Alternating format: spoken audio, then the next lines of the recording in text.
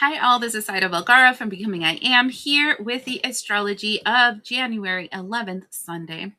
This day, the moon moves into the sign of Scorpio. Whenever the moon is in the sign of Scorpio, we're deeper than we normally are. It's kind of like we are in that hermit energy. We see why we're doing certain things. We think things deeper. We feel things deeper. We are deeper at that time. That's why it's very depicted with the death energy, because it's all about death and transformation or magic, right? Because of the fact that we're tapping into our essential magic. And so that energy is pairing up with this Venus in Capricorn. So the empathy is off and we're seeing things black and white, right? It's not, oh, but he's the friend of a friend of a friend. It's more like, but they're stupid. Okay. And so we're bringing that forward with the Chiron energy in Aries. And now it's no longer in retrograde. So that means that we're no longer focusing on the things, the wounds that held us back, right?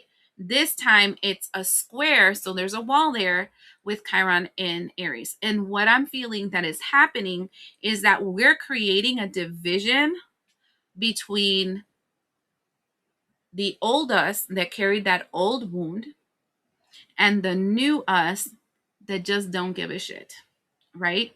Because we see that this is only a wound. The reason why we stayed with a certain situation, the reason why we accepted a certain narrative, the reason why we played whatever role we played for before is because of the wound.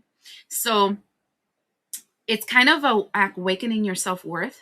It's kind of awakening that strength that is inside of you, because you no longer have the need to be the good guy all the time, and you're okay with being the bad guy, because the bad guy means that I know what I'm worthy of, and it's not a situation that makes me feel less than, that uses me, that abuses me, and that promises a lot but doesn't give me anything, right? So this energy, it feels very warrior like, because what you're doing is that you're activating your inner sovereignty, your inner wealth. You no longer define yourself by everybody else. So if we were looking at this first week of 2026, like the first entire week, okay, because we had a couple of days already, but the whole first entire week of 2026, we are definitely seeing the formula that's going to be working out for 2026. It's going to be a lot of this,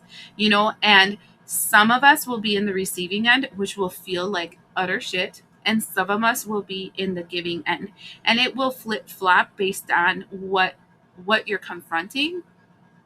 So this is the reason why many astrologers talked about having to be mutable, or having to learn how to float and go with the flow, because it's going to be a lot of this. It's a lot of, I want to say, dividing energy, like division, where each person is taking the side that really belongs to them, instead of enmeshing themselves with things that are not of their same frequency. It's kind of like knowing who you are.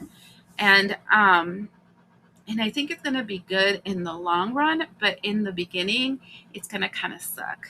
So I hope you guys are ready.